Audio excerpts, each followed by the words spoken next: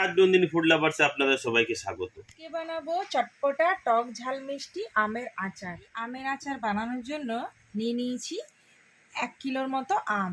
তো আমগুলো দেখতেই পাচ্ছেন, সরু সরু লম্বা লম্বা করে কাটিং করে নেওয়া হয়েছে। আসলে এই আমটা কি হয়েছে, দেখতেও সুন্দর হবে আর খেতেও সুন্দর হবে। আখের গুড় নিয়ে নিয়েছি কিছুটা পরিমাণে কিশমিশ, কিছুটা পরিমাণে কাজু।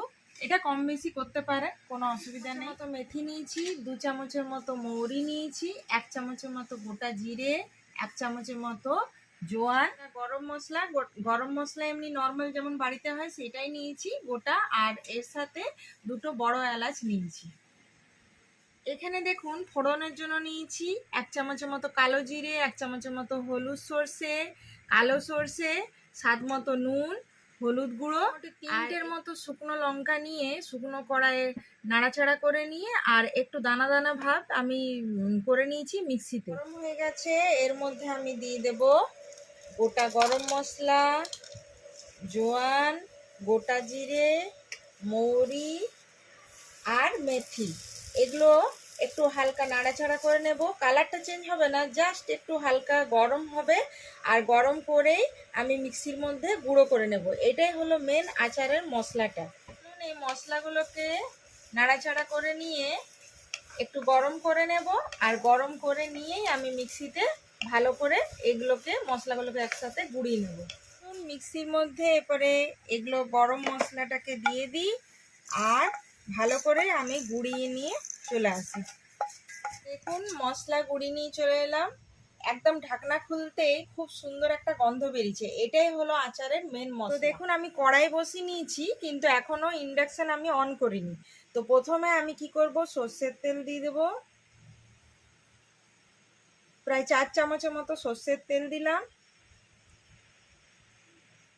4 চামচের মতো সর্ষের তেল দেওয়ার পরে আমি কি করব, কালো জিরে, সাদা সর্ষে আর কালো সর্ষে একসাথে আমি দিয়ে দেব। এই দেখুন, আর এখন আমি হলুদ গুঁড়োটাকেও দিয়ে দেব। আপনারা অবশ্যই এই রেসিপিটা ফলো করবেন, আর একবার হলো এইভাবে আচারটা বানাবেন, আঙ্গুল চেটে চেটে খাবেন, আর কমেন্টে জানাবেন বন্ধুরা যে কেমন লাগলো আপনাদের এই রকম টক ঝাল মিষ্টি আমের আচার। এখন দেব এর মধ্যে 1/2 চামচের মতো হিং। তো দেখতেই পাচ্ছেন আমি সমস্ত ফোড়ন, হলুদ, হিং, তেল সব একসাথে দিয়েছি, কিন্তু এখনো আমি ইন্ডাকশন অন করিনি। তো দেখুন এই তেলের মধ্যে এই সর্ষে, হিং সমস্ত একসাথে এইভাবে এখনো আমি কড়াইটা জাল দিইনি, এইভাবে আগে মিশিয়ে নিলাম। এবারে কেন এটা করলাম বলে দিচ্ছি, কারণ সর্ষেগুলো আর হিংটা এইভাবে আগে যদি নর্মাল ঠান্ডা তেলের মধ্যে দিয়ে দেওয়া হয়, তারপরে কি হচ্ছে, যদি কড়াইটা আমরা জাল দিই তো তখন কি হবে, এগুলো ফুটে উঠবে। তো তখন সঙ্গে সঙ্গে আমরা আগেই ঢাকা দিয়ে দেবো, তারপরে আমটাকে করব। তো চলুন এইভাবে করবেন আপনারা, তাহলে এই আচারটা একবার খেয়ে দেখবেন এই পদ্ধতিতে। তো দেখুন আপনারা চোখের সামনেই দেখতে পাবেন। আমি একসাথে মিশিয়ে দিলাম, তেল, হলুদ, সর্ষে, কালো জিরে সব একসাথেই দিয়েছি, কিন্তু তখন আমি ইন্ডাকশান অন করিনি। পরে আমি ঢাকা দিয়ে আর ইন্ডাকশানটা অন করলাম, আর এর মধ্যে হিংও দিয়েছি। একদম আলাদা রকমের স্বাদ, আলাদা রকমের গন্ধ। আর এই প্রসেসেই করবেন, কিন্তু আগে সমস্তগুলো দিয়ে দেবেন। এখন কিন্তু আমি নুন দিইনি, নুনটা এই আচারে অনেকক্ষণ পরে আমি দেব। তো দেখুন এই যে মশলাগুলো দেখতে পাচ্ছেন, এবার তেলটা হিট হচ্ছে, এর মধ্যে একটা দারুণ গন্ধ তৈরি হবে। আর কি হবে, সর্ষেগুলো ফুটবে। এখন দিয়ে দিলে বাইরে চারিদিকে ছড়িয়ে যায়, সেভাবে বেরিয়েও আসবে না। আর এই মশলার মধ্যে যে একটা নতুন ধরনের গন্ধর কথা বলছি, এই আচারের একটা বিশেষত্বই এইটা। তো আপনারা অবশ্যই এইভাবে আচারটাকে ট্রাই করবেন আর কমেন্টে জানাবেন যে কেমন লাগলো এই ধরনের আচারটা বানিয়ে। দেখতেই পাচ্ছেন সর্ষেগুলো ভালো করে ফুটে উঠে গেছে। এরপর চলুন ঢাকাটা খুলে দিই। দেখতে পেলেন তো, চারিদিকে ছড়িয়েও গেল না। আর একটা সিরিয়াসলি বলছি, ঢাকাটা যখনই খুলবেন না, বানাতে যাবেন বাড়িতে, তখন দেখবেন একটা ইউনিক গন্ধ বেরিয়ে এসছে। এবার চলুন এরই মধ্যে আমি এই ঝিরিঝিরি কি সুন্দর দেখতে কেটে রাখা আমগুলোকে পুরোটা দিয়ে দেব। দেখতে পাচ্ছেন একটু অন্য ধরনের দেখতেও হবে, এটা অন্য ধরনের দেখতেও হবে, খেতেও খুব সুন্দর হবে।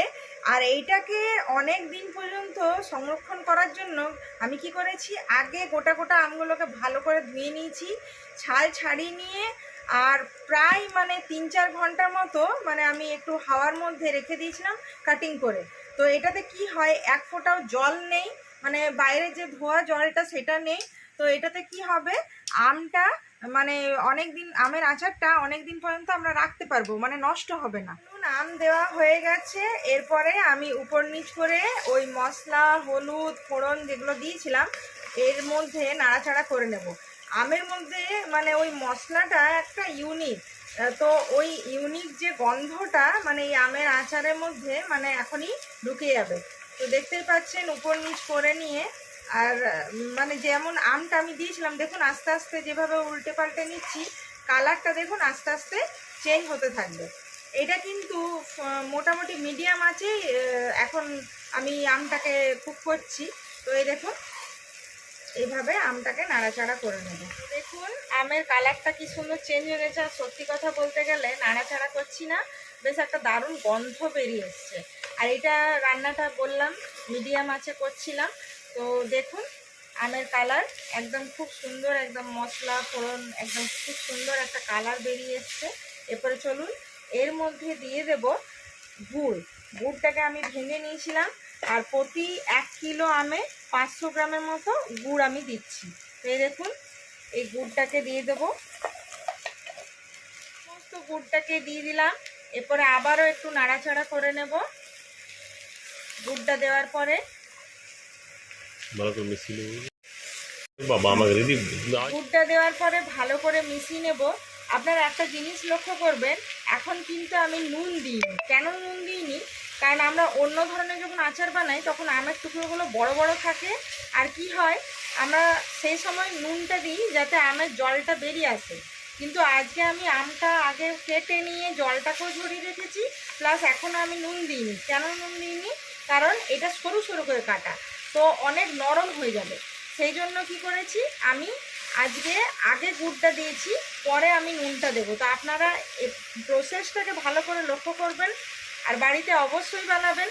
মানে সত্যি কথা একদম এত সুন্দর চটপটা আমের আচার, মানে আঙুল চেটে চেটে খাবেন। আর কমেন্টে তো অবশ্যই বন্ধুরা আশা করি যে আপনারা জানাবেন যে কেমন লাগলো আপনাদের এই চটপটা আমের আচার। তো দেখুন নাড়াচাড়া করে নিয়ে মোটামুটি গুড়টা এই অবস্থায় এসছে। এরপরে চলুন আমরা এই ইন্ডাকশানের আঁচটাকে একদম লো ফ্লেমে করে দেব, আর করে দেওয়ার পরে একটু ঢাকা দিয়ে দেবো। প্রায় 2 থেকে 3 মিনিটের জন্য আমরা ঢাকা দিয়ে দেবো। তাতে কি হবে, গুড় আর আম একসাথে মানে একটা হিট হয়ে নিয়ে পুরো একদম গুড়টা গলে যাবে, আর আমটা ভেতর ভেতর হালকা হালকা একটা সেদ্ধ ব্যাপারটা থাকে না, ওইটা হয়ে যাবে। দেখে নিই আচারের কি অবস্থা। ওয়াও, খুব সুন্দর গন্ধ বেরিয়েছে, আর একদম টকবক করে ফুটছে গুড়ের মধ্যে আম, দেখতেই পাচ্ছেন খুব সুন্দর দেখতে হয়েছে। আর বেশ একটা মানে হালকা মাখা মাখা একটা ব্যাপার হয় না, ওইটাও হয়ে এসছে। তো চলুন এই অবস্থায় এখন আমি এই দেখুন ওই গুঁড়ো মশলাটা করে রেখেছিলাম, আচারের যে মেন মশলা, ওই মশলাটাকে পুরোই দিয়ে দেব। দেখতে পাচ্ছেন সত্যি কথা বলতে গেলে এই মশলাটা জাস্ট গুড় আমের মধ্যে যখনই পড়লো না, মানে আর মানে লোভ সামলাতে পারবেন না, ওই যে রান্না করছে মানে তার মানে জিভে জল চলে আসবে। তো অবশ্যই এত সুন্দর মানে এইভাবে আচার আপনারা অবশ্যই বাড়িতে বানাবেন, আর কমেন্টে জানাবেন বন্ধুরা। ছোট বড় বাড়ির সকলকে খাওয়ান, আর নিজেও বানাতে বানাতে খান। তো দেখতেই পাচ্ছেন খুব সুন্দর কালার। আপনারা অবশ্যই এই রেসিপি দেখে বাড়িতে বানান, ছোট বড় সকলকে খাওয়ান, আর রাজনন্দিনী ফুড লাভার্সে অনেক অনেক অনেক ভালোবাসা দিয়ে যান। তো এই রকমই ভালোবাসা আমরা পেতে চাই। তো দেখতেই পাচ্ছেন বেশ একদম টকবক করে ফুটছে, আর একটা মাখা মাখা ব্যাপার হয়ে এসেছে। এর মধ্যে আমি মশলা দিয়ে দিয়েছি। এবার চলুন এর মধ্যে একটু কাজু কিশমিশ দিয়ে দেবো। ছোট বাচ্চারা তারপরে বড়রাও এটা ভীষণ পছন্দ করবে। আচ্ছা, কাজু কিশমিশটা যদি কেউ না দিতে চান নাও দিতে পারেন, আর একটু দিলে ভালো হয় আর কি। আর এটা কম বেশি করতে পারেন, এমন না যে কাজুটা কম কিংবা কিশমিশটা বেশি, এরকম কোনো ব্যাপার না, কোনো মাপ নেই। আর একটু যথেষ্ট পরিমাণে দেওয়ার চেষ্টা করবেন, আচার তো যেন সবাই একটু একটু করে পায় আর কি। তো দেখতেই পাচ্ছেন একটা মাখা মাখা ব্যাপার হয়ে গেছে। আর আমগুলো ওই গুড়ের যে হিটটা আছে ওরই মধ্যে একটা বেশ ভালো করে সেদ্ধ হয়ে গেছে, কিন্তু কি হয়েছে, গলে যায়নি। তো এই জিনিসটাই বলছিলাম যে আগে নুনটা দেবো না, কারণ ঝিরি করে যেহেতু আমটা কাটিং করা আছে। তো চলুন এই সময়ে আমি নুনটা দিয়ে দেবো। তো একটু স্বাদ মতো নুন দেবেন, যে যারা যেমন খান। আর একটু আম মানে তো টক, তো সামান্য পরিমাণে একটু পরিমাণ মতো সবজি রান্নার থেকে তো একটু বেশি লাগে, কারণ টক ঝাল মিষ্টি একটু লাগবে, তো সেজন্য একটু নুনের পরিমাণটা সেভাবে দেখে দিবেন। আর এই দেখুন আবারও নাড়াচাড়া করে নিলাম। তো দেখতেই পাচ্ছেন অনেকক্ষণ পরে আমি কিন্তু এটাতে নুনটা অ্যাড করলাম। অনেকক্ষণ পরে নুনটা অ্যাড করলে কি হবে, আমগুলো গলে যাবে না। আর এই দেখুন বেশ প্রত্যেকটা আম কিন্তু ঝিরিঝিরি আমগুলো দেখাও যাচ্ছে। আর আমের আচারটা যখন আমরা সবাইকে খেতে দেব তখন বেশ প্রত্যেকটা আম এরকম দেখতে লাগবে, তো দেখতেও সুন্দর হবে আর খেতেও কিন্তু ভীষণ সুন্দর হবে। চলুন প্রায় 5 থেকে 7 মিনিটের মতো আবারও নাড়াচাড়া করা হয়ে গেল। এরপরে এর মধ্যে দিয়ে দেবো ঝাল চিলি ফ্লেক্স। পুরো বলা যাবে না, কারণ আমি এটা একটু শুকনো কড়াইয়ে নেড়ে নিয়েছিলাম। আর একটু দানা ভাব আছে, দেখতেই পাচ্ছেন বীজগুলোও দেখা যাচ্ছে, একটু দানা ভাব আছে।